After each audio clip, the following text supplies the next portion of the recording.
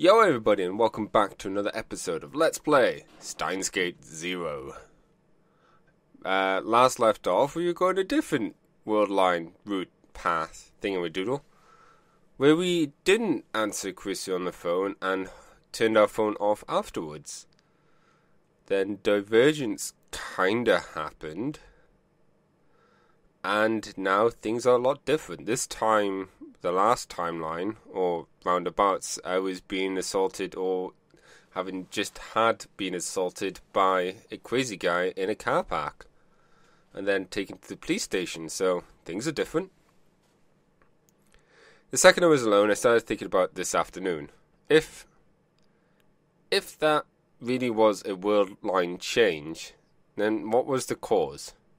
The most likely possibility was someone had succeeded in developing something like the phone wave.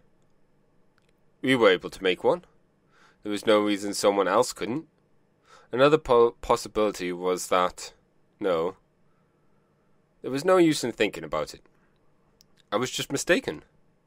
And even if the world line did change, we weren't the cause. We didn't have anything to do with it anymore. When I was alone, I always ended up thinking about things that weren't good, wouldn't do me any good.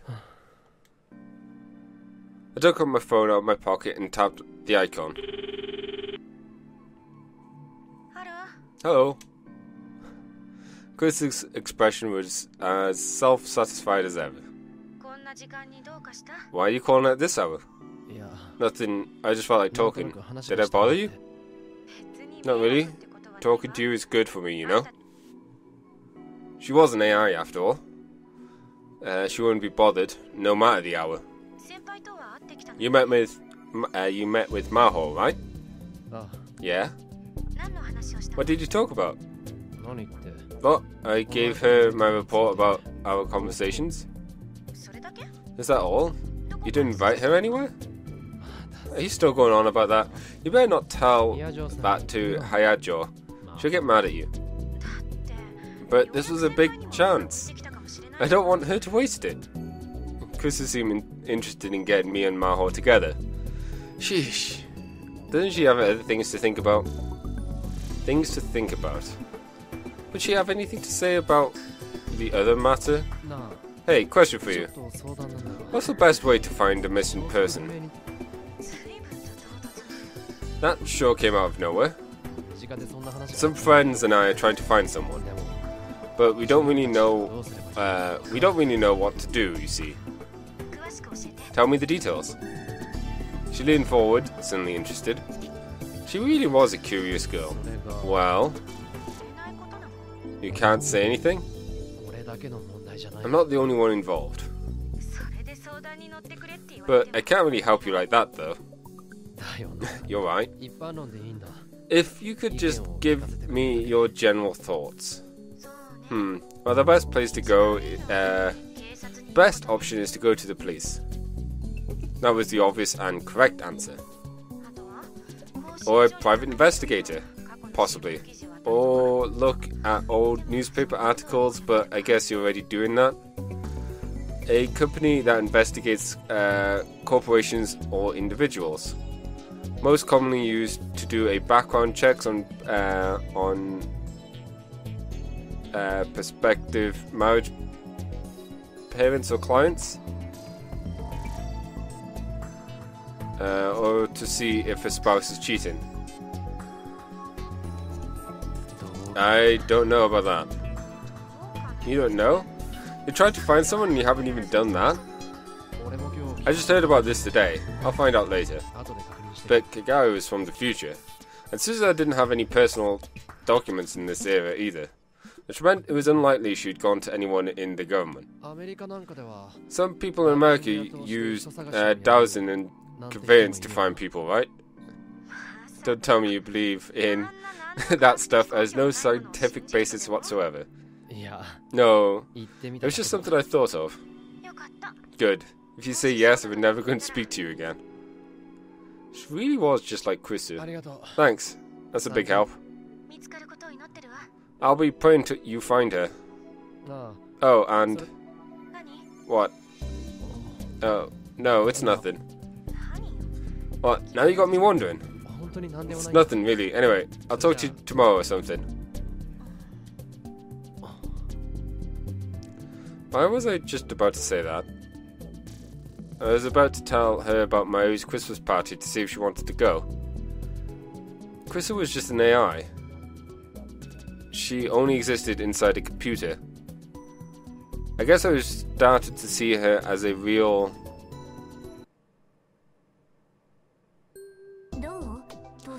Well, Dad, any luck? Nope, sorry, nothing. I see.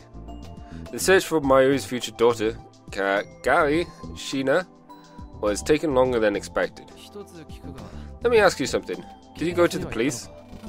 Yeah, I did, but there's no official missing persons report. I was right, in order to submit a missing person report, you need to have ID to prove who you were. That's why Suzuhan hadn't done it. And also, I later learned that only people who could submit a search request were people like family and significant others who were close to the missing person. Yesterday I did some light hacking of the police database. I didn't find anything. Yeah, I'm sure. Did you look too then? I didn't take any internal data like you, Dao, but yeah. There was a database of missing persons on the police homepage. But I didn't go back very far and I don't have a lot of information. All it had was age, sex, clothes, and sometimes possessions they were carrying. Since we knew nothing about Kagari Shina, we had basically nothing to go on. You know, this world may seem peaceful, but there sure are a lot of people who go missing. I thought the same thing. Each year, over 100 unidentified bodies are found in Tokyo alone. If you expanded that to cover all of Japan, that went back 20 years, you have a pretty big number. And the number of missing persons was far greater. Each year, almost 100,000 people went missing, and 1 out of every 5 was in their teens.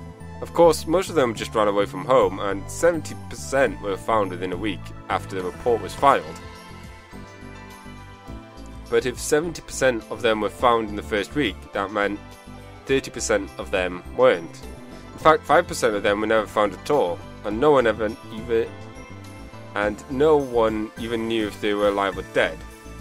Perhaps Kagari Shina was caught up in an accident or killed, or perhaps... I sat up, then got off the sofa. Akuin, where are you going? I thought I'll do a little more research. School wouldn't be on break soon anyway. And it wasn't like I had anything to do. And while I hadn't been very interested at first, at some point I became really interested in the whereabouts of Kagari Shina. And more than anything... Thank you, Uncle Akuin. No, it's nothing really. No, thank you anyway. As long as I was looking for Kagari, Suzuha probably wasn't going to bother me about the future. Having her bring up the same thing every time we meet was hard for me. If I could get her focused on something else, that would make things much easier. Or so I thought, but finding clues weren't easy. Just in case, I'd gone to the National Diet Library and looked at articles on missing persons and crimes in 1998, the year she'd gotten separated from Suzuha, but I had no luck. Japan's only national library. It consists of the main building in Tokyo, the Kansai branch in Kyoto, and several other branches throughout the country. The main building is on First Avenue in Nagata, Chiyada ward is often called the Diet Library. All works published in Japan are kept here, and while normal citizens are allowed to visit them, they do not allow books to be checked out. Suza said she'd been looking for Kagari for every few years on her way to our time, so I knew it wouldn't be easy. But I couldn't help feel a little tired and disappointed. So we talked to Quisu. What's wrong? Oh. What? Nothing. I called Quisu without even realizing it somehow. Hey, you seem more tired than yesterday. You okay? Is that how I look? Your tone dropped lower than usual. I see your conjunctiva are swollen slightly with blood, too. What, were you looking into that case you told me about yesterday? Yeah.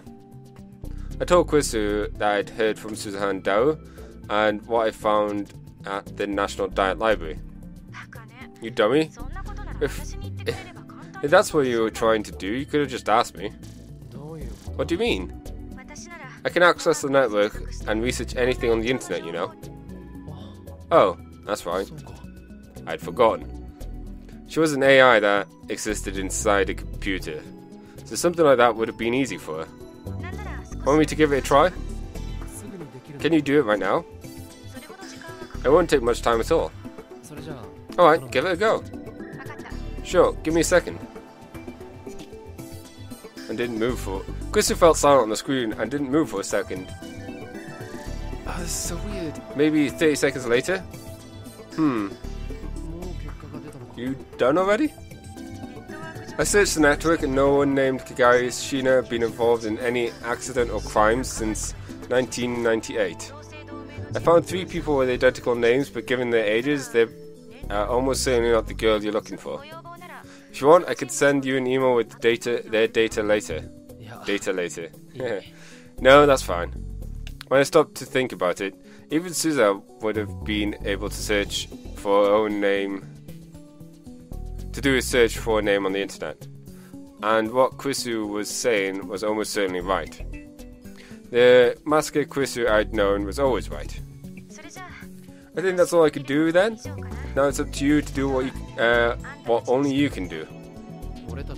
What only we can do?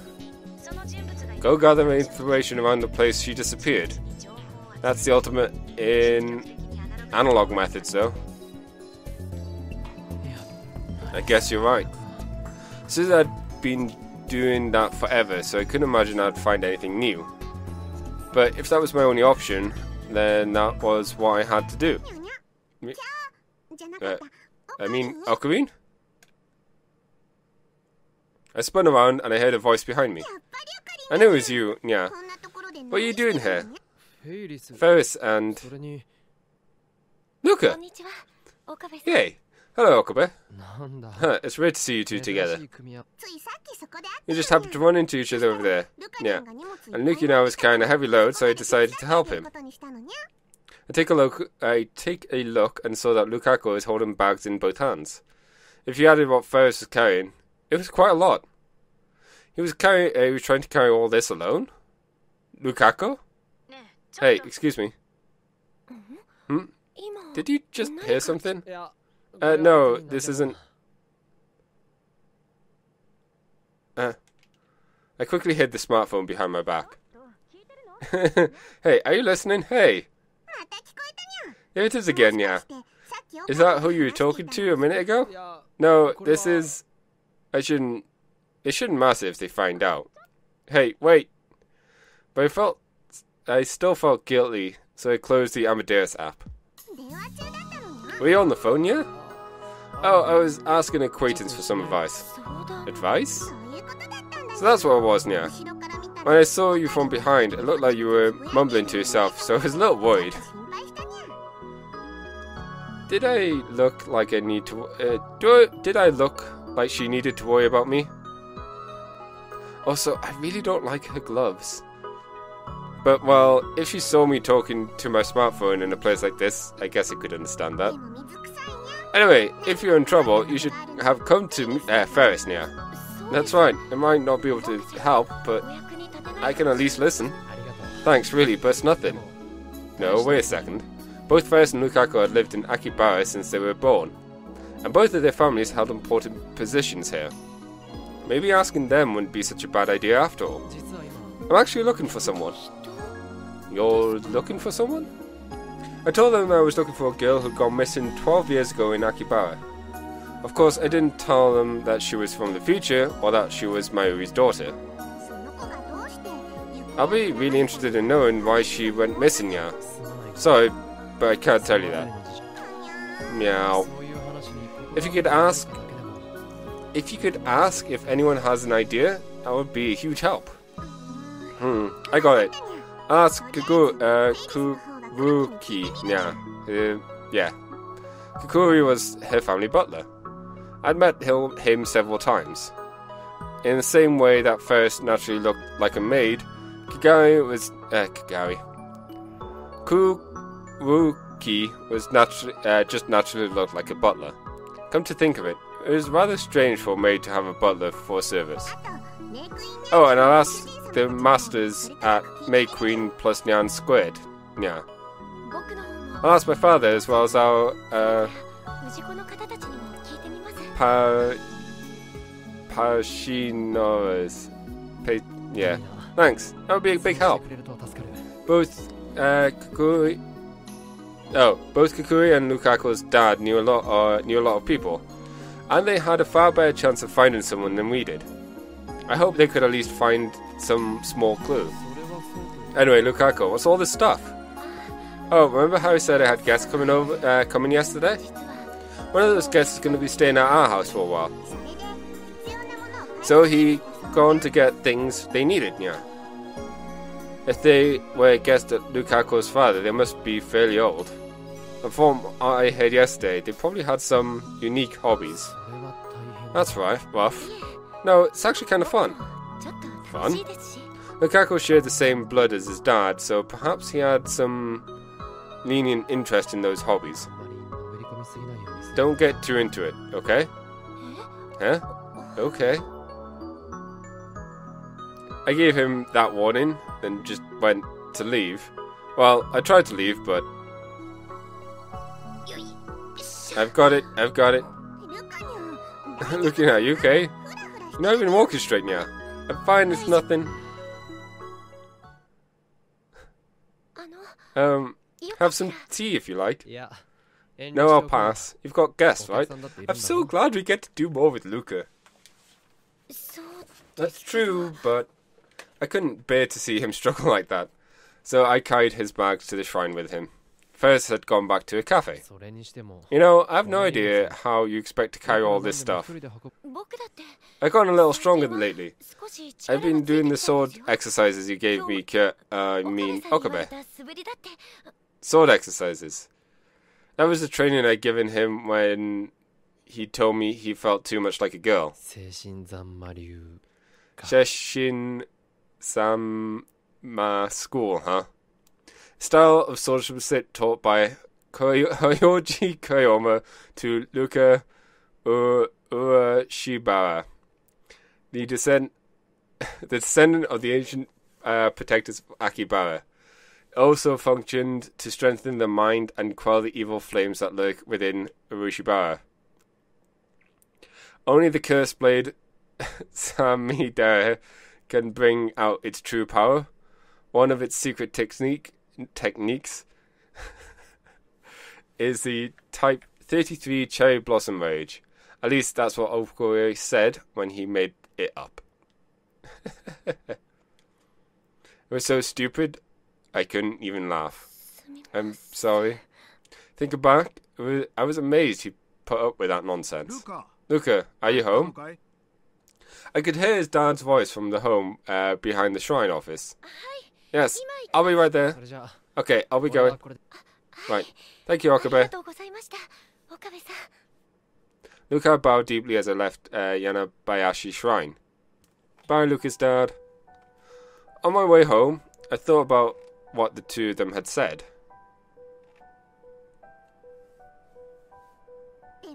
Anyway, if you're in trouble, you should have just come to Ferris now. That's right, I may not be able to help, but I can at least listen. I didn't realize until after they'd spoke. I'd gone to Krisu before I'd gone to anyone else. I brought up the app and started talking with her before I even realized it. She wasn't the real Krisu, but that voice, the way she acted, all of it reminded me of Krisu. All of it brought back the emotion I tried to hide. It was an incoming call on my phone. Okay. It was from Krisu. I can't answer it right now. She's probably there to complain about me hanging up on her earlier. I would be just like Krisu. But I didn't answer the phone. I didn't have a choice. I didn't answer any of the other calls that came that day either. United States of America, California. Christ. Why do I have to do this report? The reporter, Jessica Edmond, had rushed to the scene at her director's orders, and she was pissed off about it. She dreamed of Hollywood and even being in a movie once, so how did she end up reporting on this crap? You're the one who said you wanted to work, no matter what it was. I did say that, but still. I'm giving a bratty failed actress a chance to do something productive with her life. I expect gratitude, not complaints. What did you say? Or what, you're going to give up on the job and run away? You'll never say anything though, you know? You keep that up and you'll lose custody.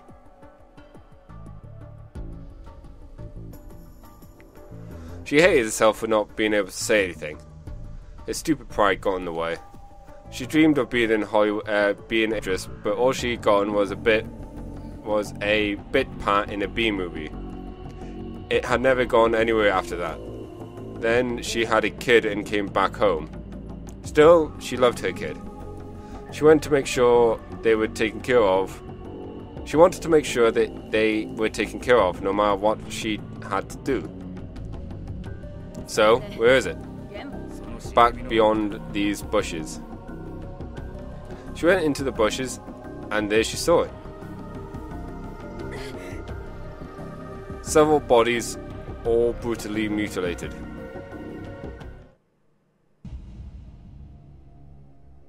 Oh gosh. 5 scientists have gone missing this year, and 3 of the 5 were believed to have been researching artificial intelligence. The authorities believe that the culprits may be radical religious fundamentalists who oppose the development of AI. And now we go live to the scene. Jessica? This is Jessica Edmond reporting live from the scene. The bodies found this morning were entirely believed to be human, but police investigations later revealed them to be chimpanzees and orangutans. I have no idea how you say that word.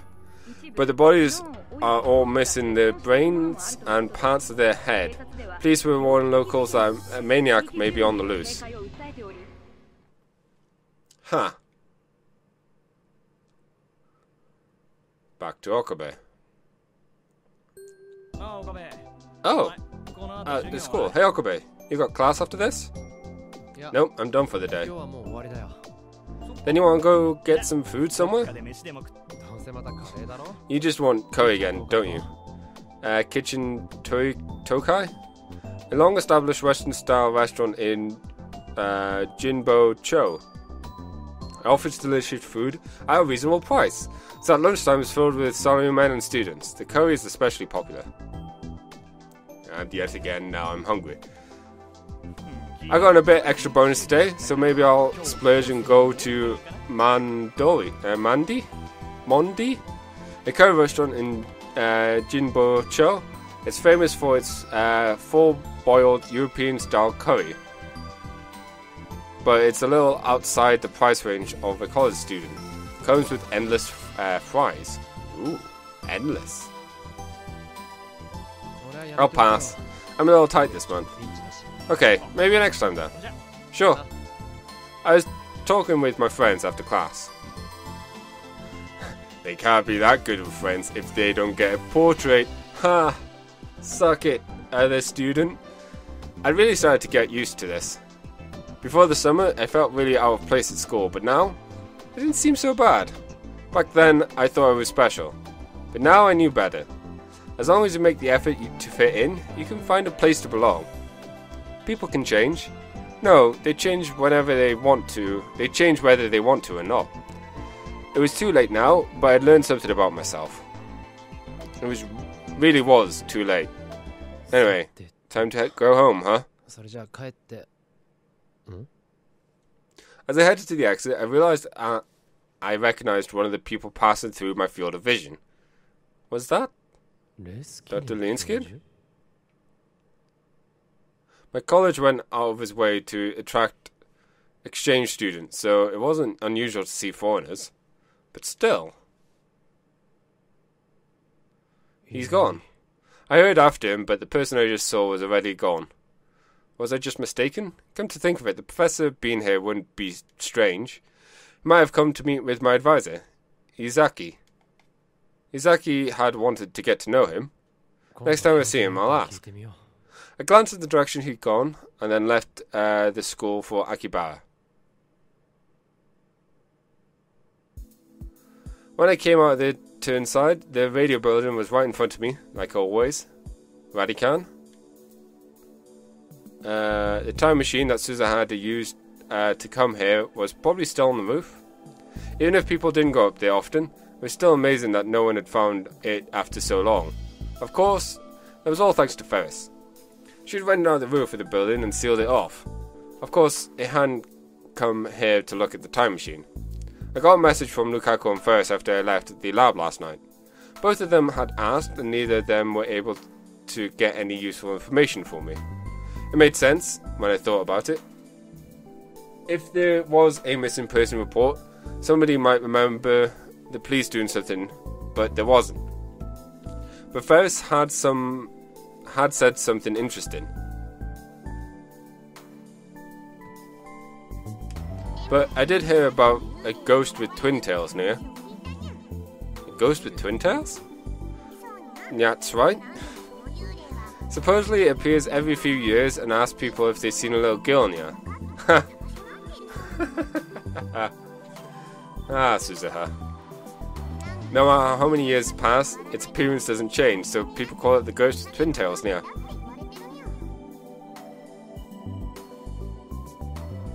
That was definitely Suzuha. What would she do if she knew people thought she was a ghost? I held back a laugh and tried to imagine it, and then I headed for the radio building. My goal, of course, was to find information on Kagari. This was where she'd vanished, which meant this was where I was most likely to find clues. I went around each store inside the radio building and asked, but I didn't learn anything. Of course, I would have done the same thing, so I didn't expect much. But that didn't mean I could just stop. The part shop, the commercial facilities, even the back alleys. Even after that, I went all around Akibara asking people about Kagari. I remember this place. But I didn't learn anything useful. Some people told me the same story about the ghost in Twin Tails, but no one knew anything about Kagari.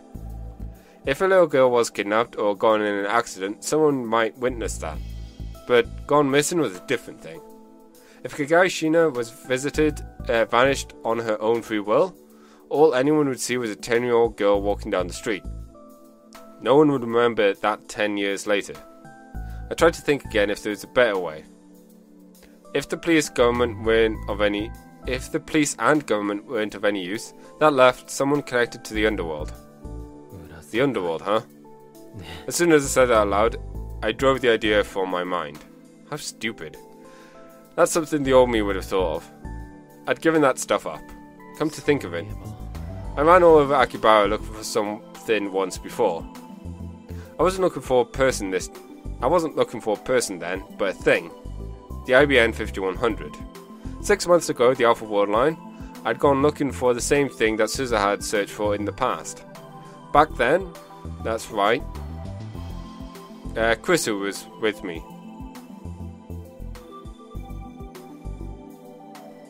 When Chrisu and I had learned that there was an IBN 5100 in Luca's storeroom, we worked together to carry the heavy thing.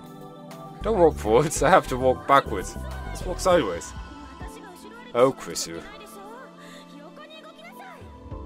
Thinking back, all she ever did was complain. She was strong-willed, batty and hated to lose, but she was still so lonely. Once again, I'd taken out my phone out of my pocket without realizing it. Amadeus. Since I hadn't picked up any of her calls yesterday, she hadn't called all today. I stared at the Amadeus icon for a moment, and then put my phone back in my pocket. And it's not letting me do it myself. Damn you, phone.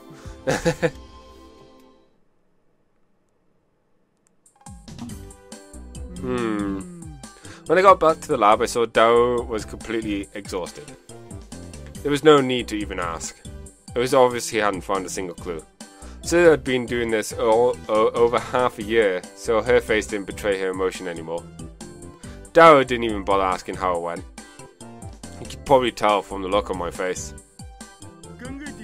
When you stop to think about it, Suza has been working pretty hard at this. We're amateurs, aren't exactly going to find something out new on our own. Dao said what I've been thinking, but try not to say. Thanks for helping. You don't need to waste any more time on this. I'll keep looking on my own. Suza evidently had no intention of giving up. No, wait a second, Suzuha. What I'm trying to say is, I can't let you guys keep working so hard at this. What happens with Kagari? What happened with Kagari is my responsibility. Don't be silly. If the kid's responsible, the parent's responsible. Duh. Dad? Hey, what was that? I think it was a pretty good daddy there. If you want to give me a hug and tell me how much you love your daddy, go right ahead. Indeed. Watching these two always gave me a strange feeling. For a while after they first met, they were complete strangers. And now they were father and child. And age-wise, they were exactly the same. Maybe I could understand how Suzuha was feeling, but I had no idea what Dao was going through. Anyway, what I'm trying to say is just searching around randomly isn't going to get you anywhere. So what are you really supposed to do? You ask someone who knows stuff. The best way to handle this is to go to a specialist. A specialist? The way to do this is talk to someone who knows the underworld. Duh. I realized he'd come up with the same idea I had. My head hurt. Do you know someone like that? Mr. Blan? Chi. Don't wait your daddy. Oops. He may be an otaku, but he's well known in certain circles. Well known for being a tub of lard? Ouch. Don't make fun of me, man. And anyway, are you serious? Do you really know someone with underworld connections? I'll see who I can find. Before Suza or I could respond, he took out his phone and started typing a message to someone. Was he serious? And was text messaging the preferred way to get in touch with the criminal underworld? What do you think, Uncle? If someone was like that really exists, it can't hurt to ask them. It could, potentially. In fairness, being a hacker was pretty underworld sort of occupation too. If I knew someone like him, it was quite possible that the person he said he knew already existed. Okay, send. Now we just wait for a response. Oh. Huh? It's back already? Yeah. Says she's on her way. She's pretty fast, isn't she? Better than slow, isn't it? Oh no, it's gonna be Shining Finger, isn't it?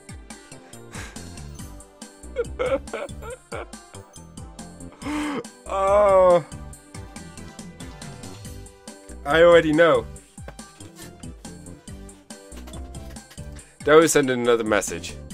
He was probably telling her where we were. Now all we had to do is wait for her arrival.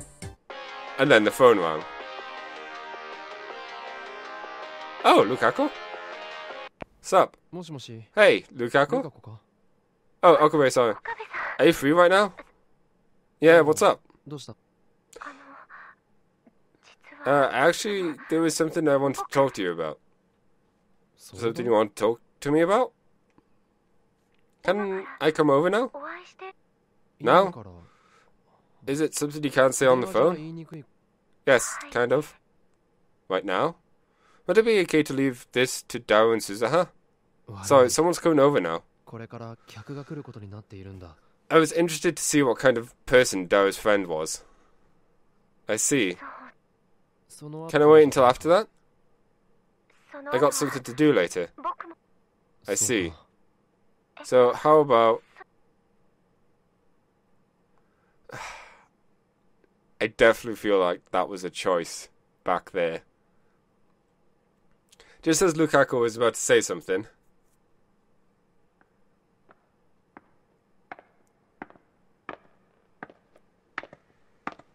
I heard sharp footsteps coming up the stairs. And then a knock. Come in! Sorry, Lukaku, she's here. I'll talk to you later. And then I stopped. What? The person who opened the door? It was... her? Again? Of course it is. It was Moka Kiyori. I hadn't seen her since the ATF semester.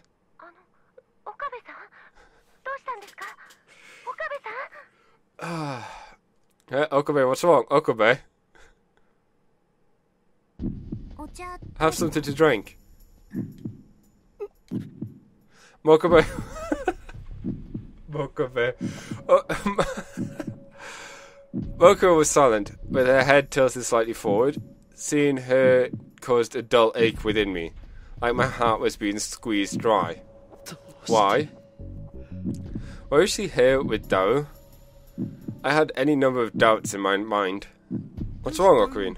Nothing. Moka tilted her head a bit to the side, and I quickly averted my eyes. There's no connection between Saren and us anymore. So she wasn't going to kill Mayuri. She wasn't going to kill Mayuri. She wasn't going to kill Mayuri. She wasn't going to kill her. I said it to myself over and over again, and finally started to relax. Uncle, you look pale. You doing okay? Don't worry about me. Anyway, Derek, can you explain what's going on? Ah, this is Kuruishi. She's an edit pro writer. Edit in production, edit producers do several projects, and edit work for a variety of publishing companies. Kiryu Moka. She suddenly handed me her business card, which had the name of a company called Arc Rewrite on it. An editing production company located in Akibara. It primarily does articles for computer magazines. I was wondering why we hadn't seen much of Moka in the other timeline, so I'm kind of glad we get... well, I say kind of glad. I'm interested to see how things go this time. Dao gave a brief explanation to me and Suzuha. Hey Dao, how did you meet her? The magazine wanted a special on Akibara Urban Legends, and so I got a request to talk about my part-time job. It's not something I can really talk about, so you know, I politely refused, but I normally try to make myself hard to track down. But Kuruishi was able to find me. That got my attention. And once I met her, as you can see, I found out she was really hot. A hot writer who tracks down urban legends?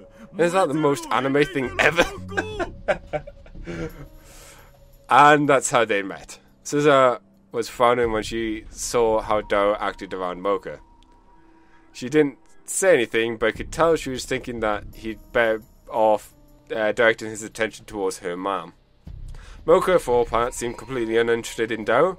She was wearing her usual poker face and fiddling with her phone. She She's still using a Japanese feature phone instead of a smartphone, huh? Well, it's not exactly her specialty, but she knows a lot about Akibara, especially about some of the underground stuff, I guess. So I thought it might be worth asking her. You're looking for someone? That's what I heard. Yep, actually, I want you to find a girl who went missing 12 years ago in Akibara. Dao told Moka Kyuri the basic story. She was dead silent the whole time, but she typed his words into her phone with incredible speed. I said nothing and just watched. She was once around her. She probably still was. Was it okay to trust her? It was just a coincidence that I'd run into her here. I knew that in my head, but my heart just refused to accept it. Here in the Beta World line, we never encountered Moka Kyuri before. Of course we hadn't. I'd chosen the Beta World line so that we wouldn't, even though it cost was Master Krisu's life. In other words, you want me to find this Kagari Shina person. That's right, can you help? I can try. Seriously? But I don't know if I'll find her. Of course, if you can't, you can't. Normally, Moka and I would never have run into each other like this. Of course, we must have crossed paths in Akibara. We might have crossed paths in Akibara. We almost ran into each other when she came to interview Dr. Linskin and Moho at ATF's seminar. But I convinced myself that we were never going to meet each other directly. Was this fate? Were she and I fated to cross paths at some point? If that was the case, maybe it was better not to try and avoid her, but to watch her and see what she did. As I listened to Dao talk to her, that was what I started to think. So, we'll pay you if you succeed, and then any other necessary expenses, okay? No problem. Akun and Suza, you two okay with that? If she can help, I'm not going to complain. I don't mind, either. It's a deal, then.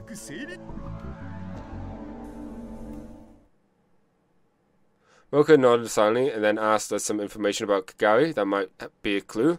Stuff like the clothes she was wearing when she disappeared and what she looked like. After that, she left. Oh. You know what? I think this is a good place to end this episode. Man, things are so different. And I feel bad for ditching Luca there. Hopefully we can make it up to him. Anyways, thank you all for watching. I'll see you in the next episode. Bye!